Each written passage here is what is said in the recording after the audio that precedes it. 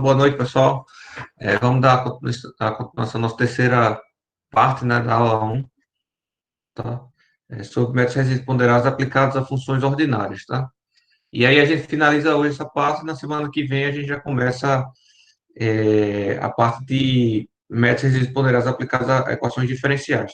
Na última aula, eu falei que o método resíduos ponderados, ele é uma forma mais genérica e tem vários submétodos, tá? Vários métodos derivados dele, tá? Inclusive métodos mínimos quadrados, que é um método usualmente aplicado para cursos de cálculo numérico, né? Para ajuste de curvas, tá? É, mas eu acho que a última reunião que a gente teve, vocês disseram que não chegaram a ver ajuste de curva. Talvez não se lembre. Bom, aqui nesse curso, no final das contas, o que a gente vai utilizar é o método de Galerkin, tá? Mas, assim, só para comparar, né? Para servir de comparação, eu vou estar apresentando o método da colocação por pontos, tá? Ou chamado apenas de método de colocação em português. E método dos subdomínios, que em inglês vai ser método da colocação por subdomínios, tá? Bom, então vamos começar a colocação, que na verdade o método da colocação é exatamente o que a gente fez no nosso primeiro exemplo, tá? O que eu fiz no primeiro exemplo. Que eu disse para vocês, olha, posteriormente a gente vai entender da onde é que vem essas equações do sistema linear, né? O que era o K, o que era o F, né? Eu simplesmente pedi para vocês incluírem naquele momento, agora vai estar explicado, tá? A gente vai estar explicando aqui de forma simplificada, mas acho que vai ficar bem claro.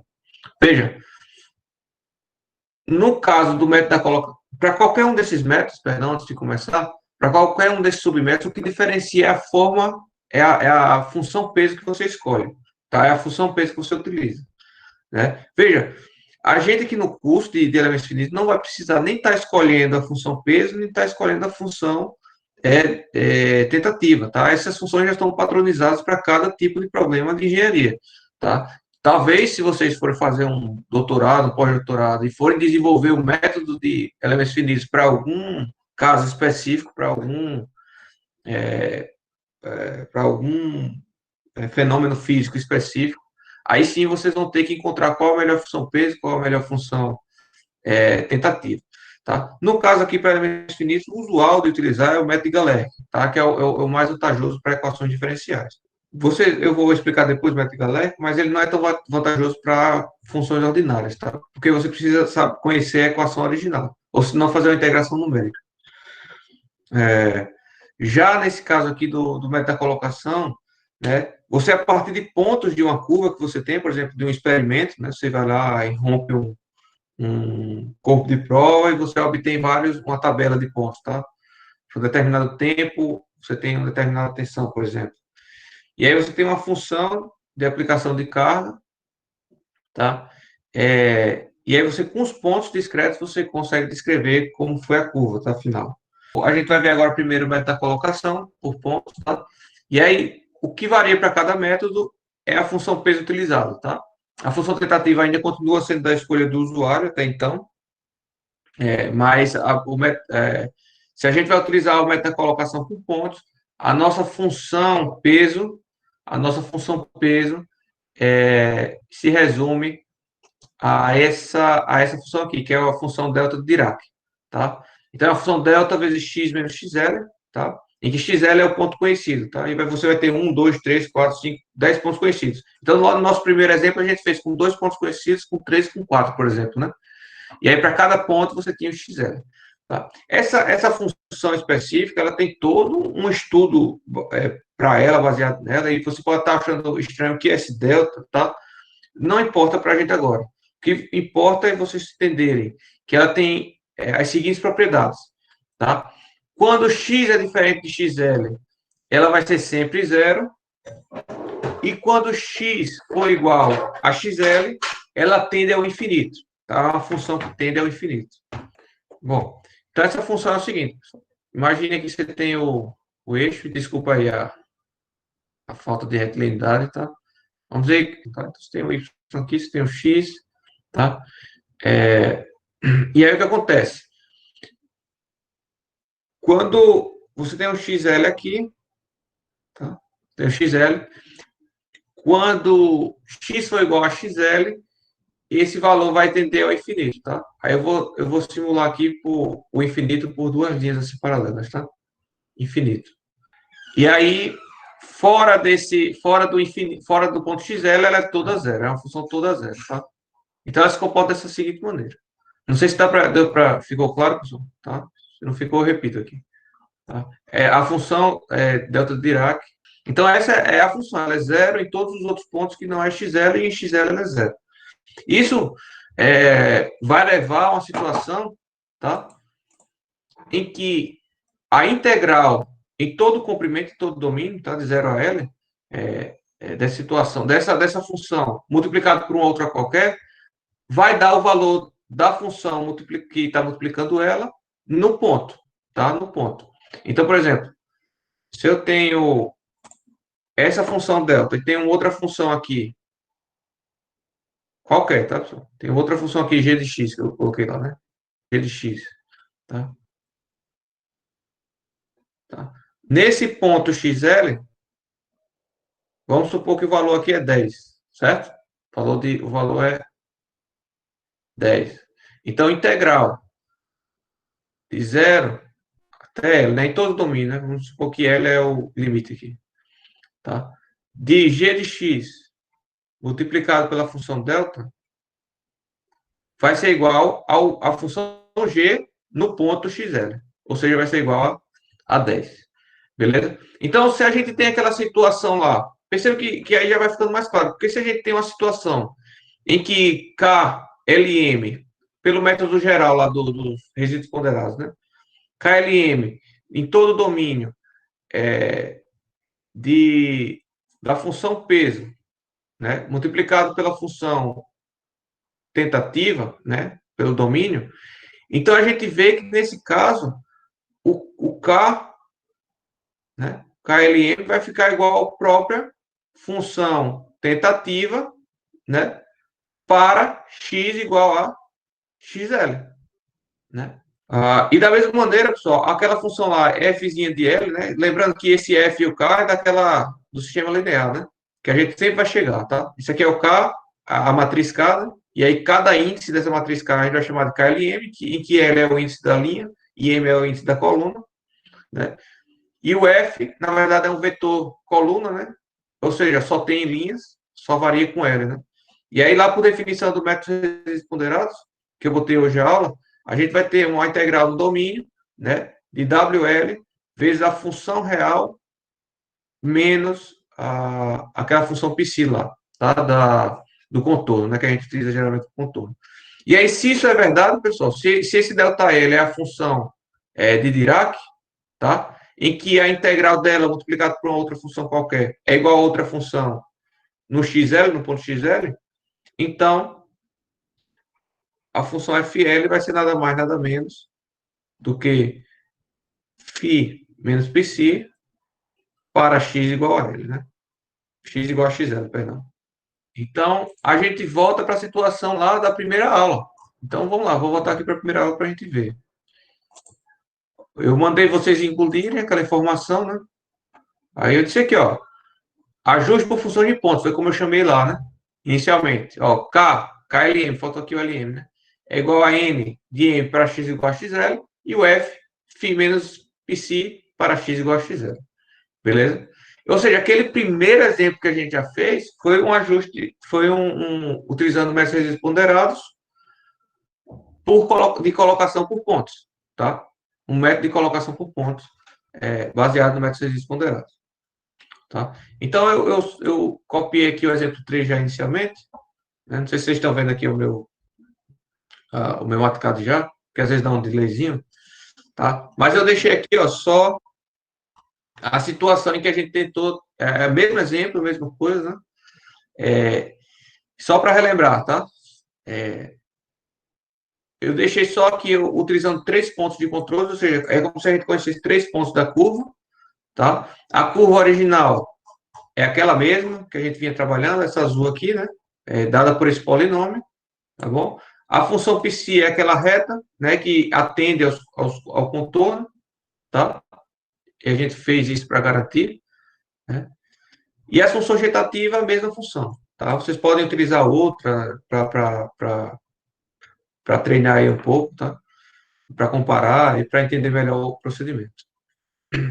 Então, a função tentativa, a função aproximada, perdão, passa a ser a função psi, né, mais o somatório de um coeficiente AM vezes a função tentativa NM, tá, pessoal? Lembra lá, né? Isso aqui precisa estar na cabeça de vocês, tá? Essa funçãozinha aqui, tá? A função tentativa sempre vai ser uma função psi mais o somatório dos coeficientes AM vezes as funções tentativas, tá? Lembrando que esse AM é o que a gente deseja no final das contas, né? É a ponderação das funções tentativas. Tá?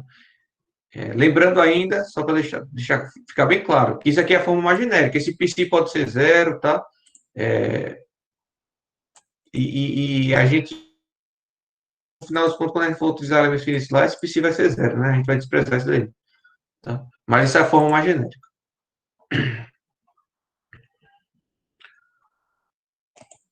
Bom, só para finalizar, então a gente usou 3 pontos aqui, tá? O ponto, quando x foi igual a 1/4, quando x foi igual a 1/2, quando x foi igual a 3/4, tá? E aí eu tenho xl1, ou x1, né? Cada um desses seria o xl, né? Tá? xl. E aí nessa função, o ponto de controle, né? Perdão. O que a gente faz é igualar, tá? Então, vamos voltar aqui para o SimuLPy. Tá? Eu tenho aqui x, tá? E eu tenho 3 pontos aqui. Tá? Eu não conheço, eu tenho o ponto x1, tenho o ponto x2 e tenho o ponto x3. Vamos supor que eu não conheça a curva original. É criar uma função aproximada, tá? Uma função aproximada, que eu vou impor que ela seja igual nesses pontos, tá? E por obviedade também nos pontos de controle, tá? Deixa eu só apagar aqui rapidamente. E também nos pontos de contorno, perdão, controle não, ponto de contorno. Tá?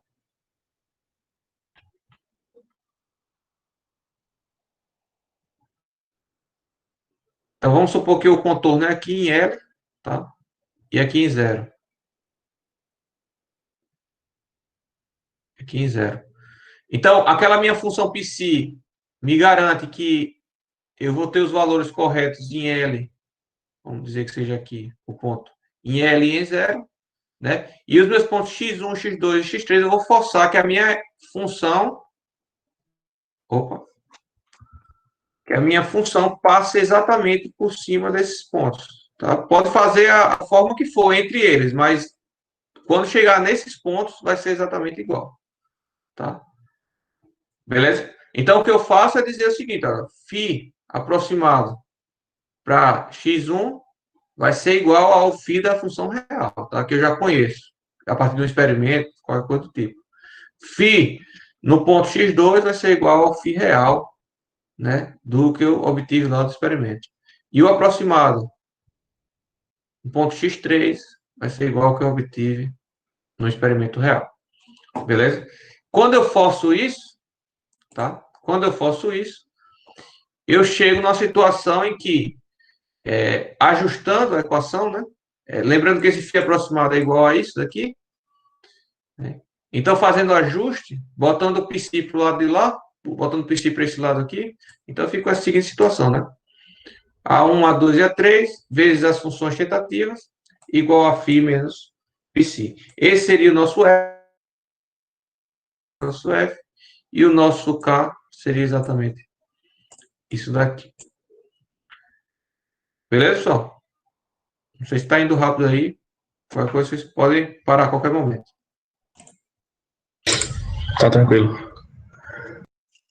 E aí a gente resolvendo esse sistema linear, né? Que a gente, veja, para esse caso específico aqui, a gente sabe quem é a função real, né? Então a função real aqui, esse valor eu já sei, né? Opa. Esse valor eu já sei, né? Para cada um desses pontos, porque eu conheço a função real. Mas não faz muito sentido, né? Eu acho que. Mas não se apegue muito a isso. Isso aqui é só para explicar o desenvolvimento da coisa. A função psi a gente declarou lá no início, portanto a gente consegue calcular para qualquer ponto. Foi a gente que escolheu essa função psi, né, e a função tentativa também foi a gente que escolheu. A única coisa que a gente desconhece é o ponto A2, os coeficientes A, né? A1, A2 e A3. Então a gente acha, resolvendo esse sistema, né, a gente acha os valores de A1, A2 e A3, e aí a gente declara, eu declarei a função aqui, tá? E aí, infelizmente o programa eu não consigo fazer porque o programa mostra essa função bonitinha, tá? Mas aqui já fica bem simplificado, né? É fácil editar isso aqui. É só subtrair, na verdade, né? Esses dois termos. Bom, e aí a gente viu, né, que realmente se aproximou, né? Agora vocês podem, uma coisa que a gente pode garantir aqui, ó, que para o ponto x1,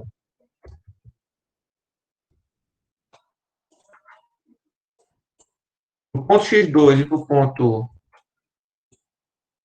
x3, as funções são reais aqui. As funções são a função tentativa bate exatamente igual às funções, à função real. Entendeu aí, Debson? Fora desses pontos, aí tem um errozinho, né? Tem um erro. Por exemplo, aqui, né? Aqui não pega o ponto x3 está em 0,75, né? Está mais ou menos aqui, ó. Aí ele bate certinho, tá? Mas quando você chega aqui em pontos 9, né? Ele já está com erro. Beleza? Então, esse é o método da colocação por pontos. Se vocês não tiverem dúvidas, eu vou passar para o método subdomínio e a gente vai fazer o exemplo aqui do método subdomínio. Tá? Só já aproveitar aqui para pegar. O ruim é isso, sabe, pessoal? Tudo isso aqui eu acabo editando no vídeo, para não ficar muito extenso o vídeo. E aí dá trabalho, pessoal. Para 3 pontos, sendo que aqui eu vou utilizar, na verdade, método sub. E o que consiste o método subdomínio? Vamos ver lá.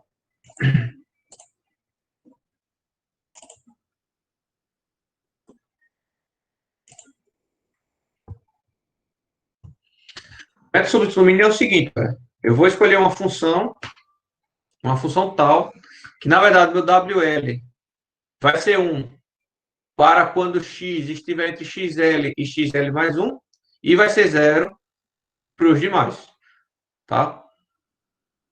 E agora a gente vai estar trabalhando no domínio, ó. Vai estar trabalhando no domínio de xl até xl mais 1 e até o valor total do comprimento, né, do domínio, tá bom? E aí, nesse caso, pessoal, vamos lá para o OneDrive, ou para o OneNote, que aí a gente vai fazer direitinho isso aí. Então, veja, se WL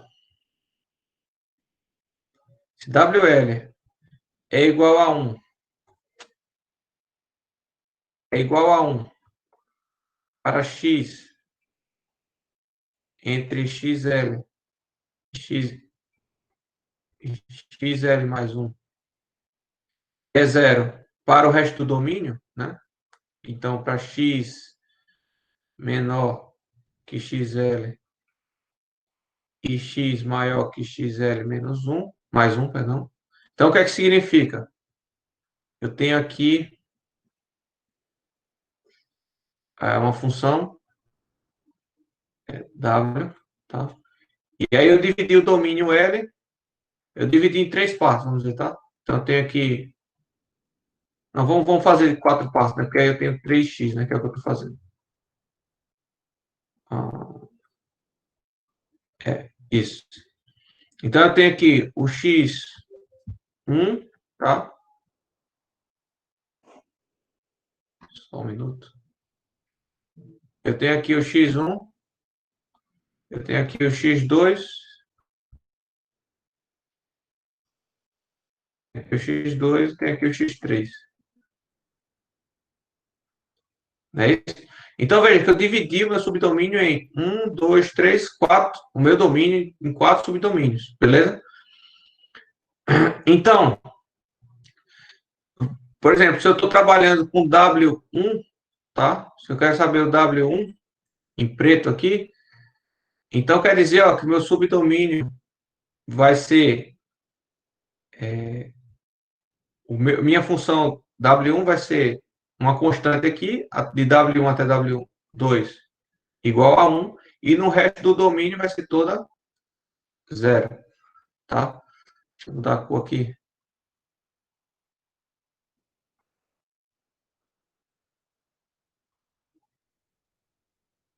Só não sei onde é.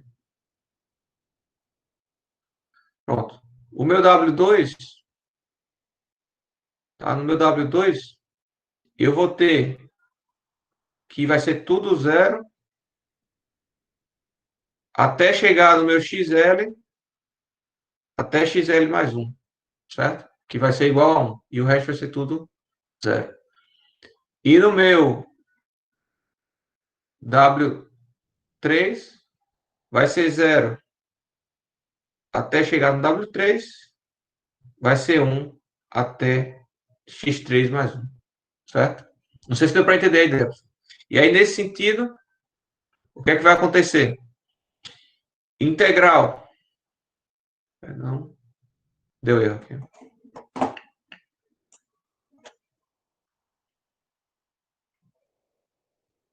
Então, integral de 0 até L de W1, tá? Vezes um NM qualquer, tá?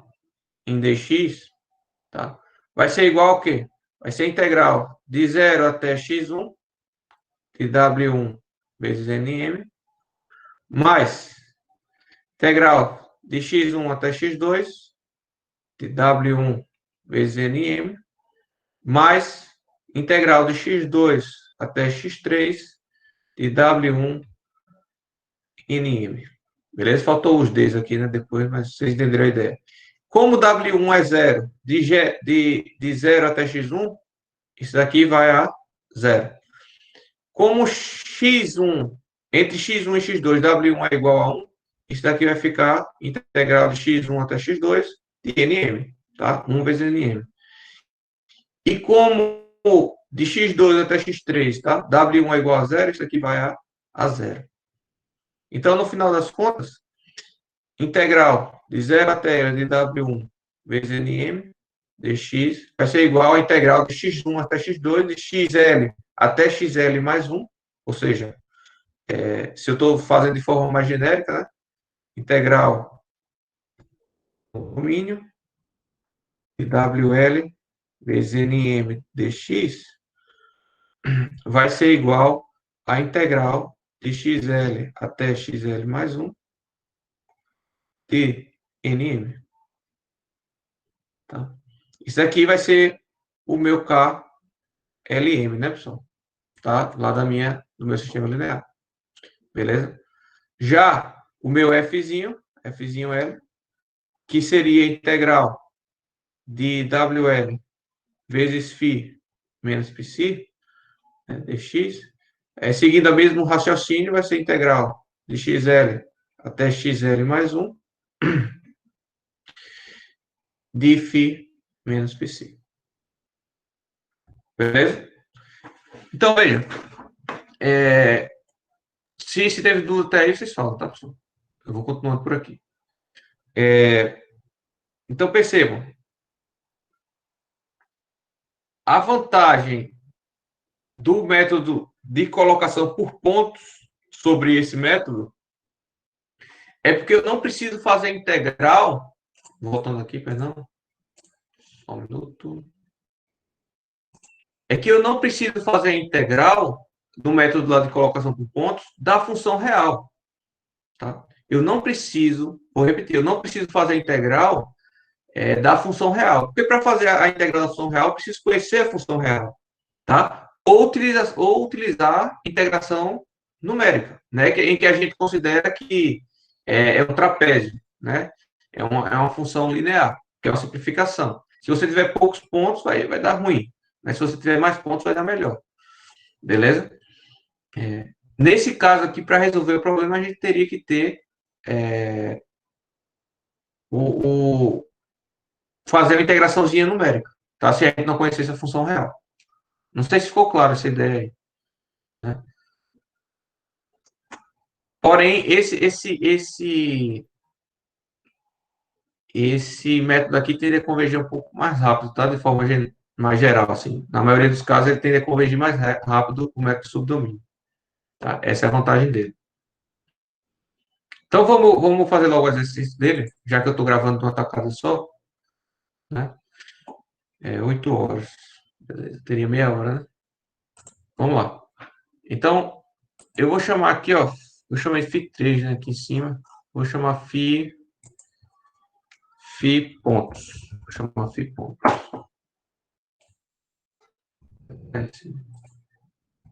Chamar Φ pontos.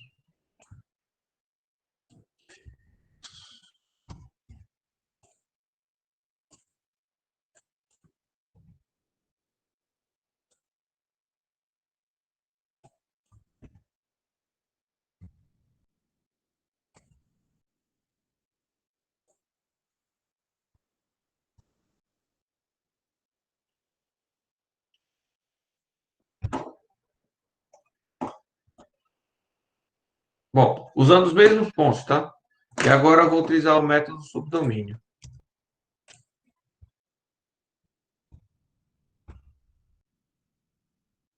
Então,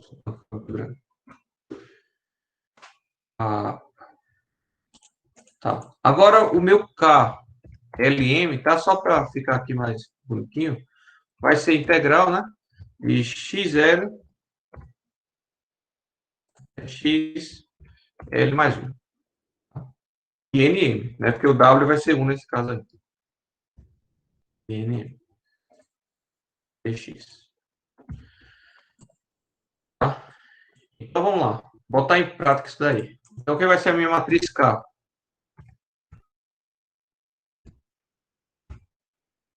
Vai ser uma matriz 3 por 3, né? Também.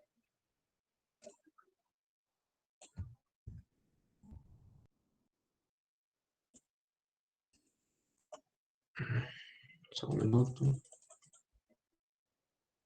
Quando fica muito pequeno, ele fica ruim. X1, X2, né? Veja que a primeira linha, o L é igual a 1. Segunda linha, o L é igual a 2. Terceira linha, o L é igual a 3. Tá? Então, vai de L1 até L mais 1, que é 2, né?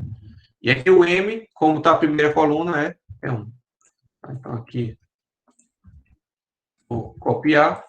Vai ficar igual que vai mudar o N, né? Vai mudar a coluna. Tá? M2 e 3. Aqui o que muda é o contorno. Aqui vai, na verdade, de X2 agora até X3. E aqui vai de X3 até L, tá? L que seria 1, né? Até 1. Aqui, N2, N3,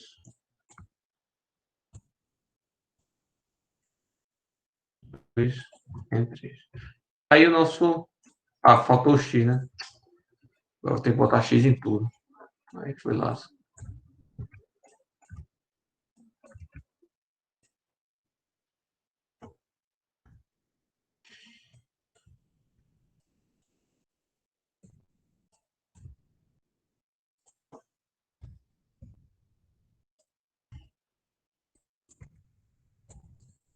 Beleza? Então tá aí nossos coeficientes. Veja que visualmente assim a gente não eu pelo menos não consigo identificar de cara uma dependência, tá entre linhas. Ó, aqui está com 57, 57 e aqui já está diferente os termos, né? Não são múltiplos, né? Mas a gente pode calcular o posto da matriz, né? Também para ver se é 3. Então, sendo o rank 3, a gente sabe que essa matriz é cheia, né? Todas as linhas e colunas são independentes, beleza? Não sei se vocês tiveram dúvida, pessoal, nessa questão de posto de matriz, tá? Se tiver, a gente grava um vídeo à parte, fique à vontade, ou a gente tira a dúvida agora mesmo, tá? Já o F, né? O Fzinho de L, vai ser igual a integral, sendo que agora não é mais de NM, né? Vai ser agora igual de a função real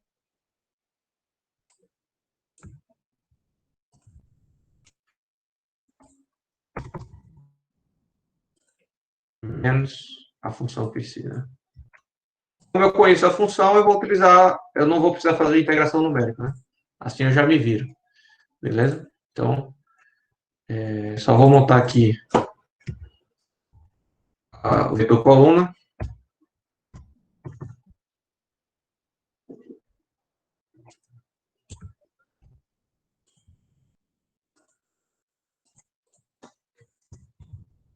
X1, X2,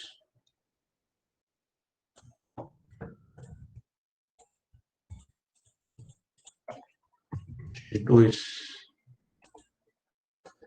X3, X3, T1. Então, tá aí os valores do F, né? Então, agora basta calcular o Azinho, né? Então, a gente calcula o A fazendo K elevado, o inverso de K, né, no caso, multiplicado por F. E aí a gente acha os valores dos coeficientes. A1, A2 e A3, né? Então, pegando aqui, ficar mais rápido.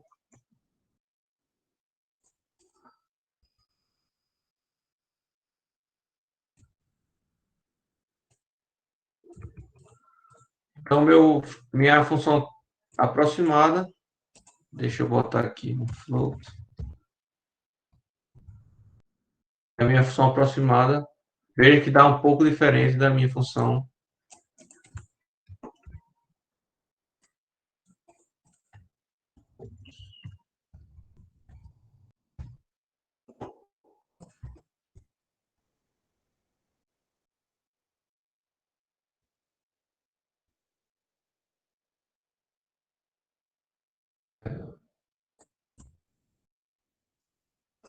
Eu não vou conseguir mostrar.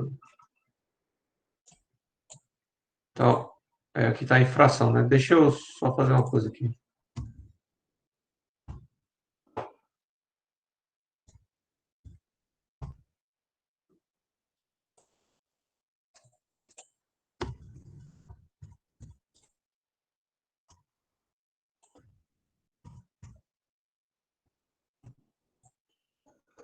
Aí a equação do subdomínio. Tá? Vou pegar o gráfico lá, vamos comparar. Vamos comparar as três.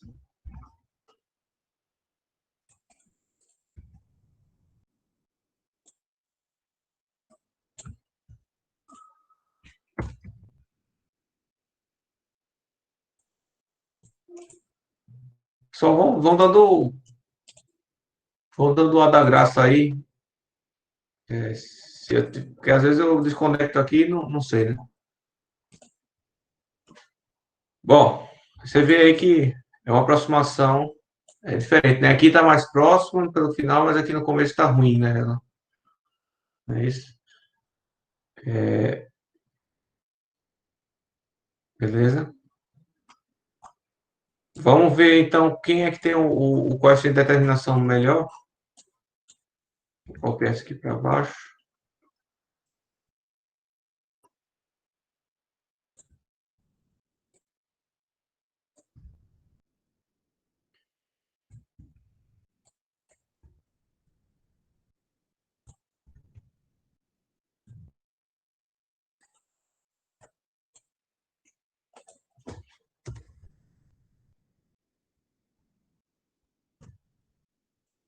Veja que essa do subdomínio deu pior, né? Deu 9, não, deu melhor, perdão. Deixa eu ver aqui, na verdade. Não, deu pior. Ó, coeficiente de determinação que deu mais próximo de 1, né? No caso de colocação por pontos. Beleza? Que deu mais fora. Né? Bom, se tiver dúvidas aí do método do subdomínio, aí vocês me dizem.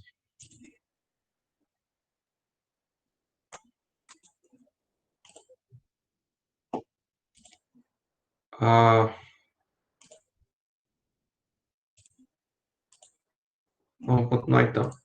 O método Galera, a ideia é mais fácil, tá? Simplesmente é o seguinte, apesar dele não ser tão adequado para utilizar para esse tipo de funções ordinárias, mas a ideia dele é a seguinte, nós vamos dizer que a função peso vai ser igual à função tentativa, né? Dessa forma, o que era integral de WL vezes NM vai ser agora integral de NL vezes NM, tá? E o que era integral de WL vezes essa diferença vai ser integral de NL agora, né? Então, vai depender da função tentativa que você utilizar. Então, ao invés de você escolher duas funções, você vai escolher apenas uma e vai igualar, vai dizer que é igual, tá? Ambos os casos. A vantagem, pessoal, do Medcalec aqui, tá? Se trata justamente da simplicidade dele, tá? E da convergência, que é mais rápida, tá? Também para o Medcalec. E aí, para o caso de funções diferenciais, equações diferenciais, que é o que a gente vai estar utilizando, Medcalec, a gente não vai precisar conhecer quem é essa função aqui, φ.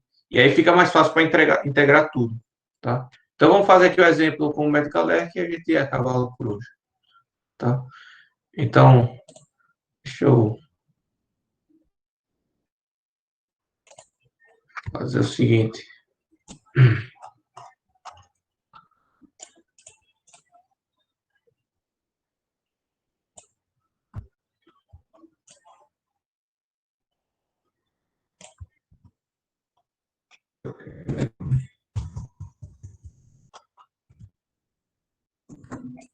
Método de Galerk.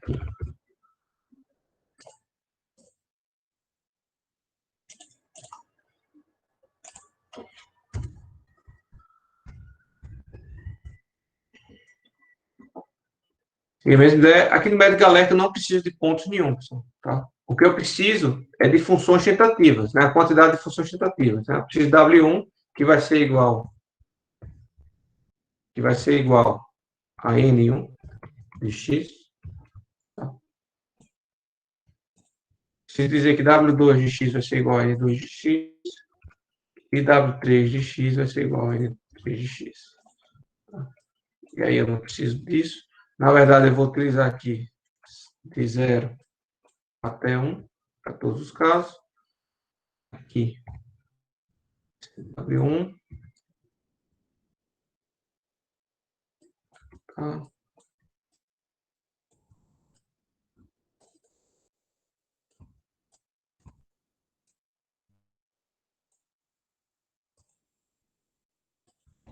E o que muda é o N2 aqui, e N3.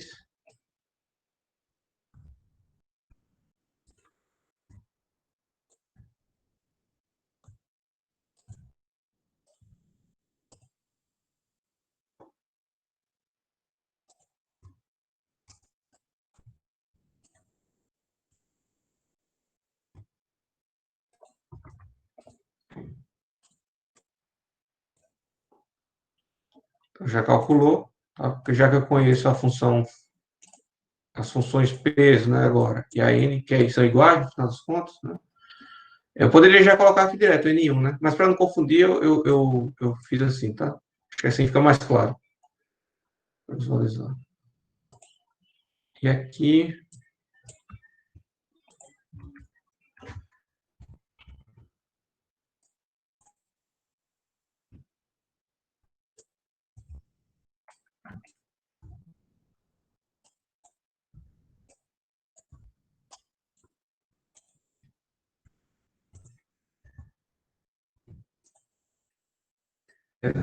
tá aí os F também, né? Só muda a função peso aqui. Eu integro em todo, tá? Não preciso dividir em subdomínios como foi o método passado, né? E aí, para calcular o A, é a mesma coisa. Deixa eu copiar aqui logo tudo. Assim, pessoal, ó, tem uma vantagem muito grande desse método aqui, que eu esqueci de falar anteriormente, que é a seguinte, eu fico aqui sempre seguindo esse método, eu vou ter aqui uma função, uma matriz, perdão, simétrica, tá? Então, perceba que eu tenho uma matriz simétrica sempre. Isso aqui não é coincidência, não, tá? Porque, veja, W3 vezes N1 é igual a W1 vezes N3, já que W1 é igual a N1, né? Então, eu vou ficar com N1 vezes N3, e aqui eu vou ficar com N3 vezes N1. Então, eu fico com matrizes simétricas. Com matriz simétrica, perdão. E isso traz muitas vantagens computacionais, tá? Em termos de velocidade de processamento e tudo mais. Tá? Como isso é calculado muitas vezes num modelo muito grande, num modelo de elemento sinistro muito grande, então são matrizes grandes e calculadas várias vezes. Então, isso consome bastante, isso economiza bastante tempo, tá? Essa vantagem aí. Então, minha matriz K tem rank 3, o que garante para a gente que a gente vai ter sistema determinado, vai ter solução aqui para o Lazinho, tá? E aí, a minha função aproximada, Galerkin, se torna isso aqui. Né? Então, vamos comparar aqui visualmente e numericamente já, né, de cara também.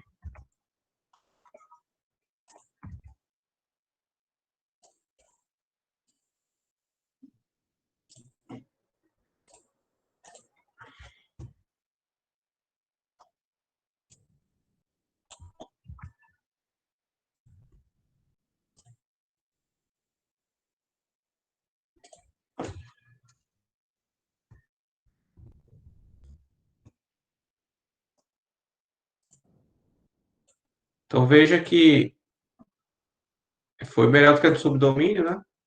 Tá? Foi melhor do que a do subdomínio, tá? E, perdão, deixa eu só colocar mais casas decimais aqui, que é para a gente ver quem foi mais próximo, essa ou a por pontos. Por pontos aqui, 997, né? Então, a de Galera foi a que se aproximou mais, tá? 998, beleza? E é a mais simples, né, pessoal, de aplicar, tá? É a mais simples de programar, né? E quando a gente for trabalhar com equações diferenciais, vai ser melhor ainda, porque a gente não vai precisar conhecer a função original, tá? A gente não precisa conhecer essa função lá. E aí, na próxima semana, a gente vai fazer um exemplo desse tipo, beleza? Eu acho que tá bom por hoje, a ideia era essa, tá? A gente conclui, então, essa primeira parte do conteúdo. O exemplo está feito, né, que era basicamente fazer a mesma coisa, sendo que para cada um dos três métodos. Tá? E aí fica um exercício 3 aí para vocês, né, utilizando a outra função de forma, outra função tentativa,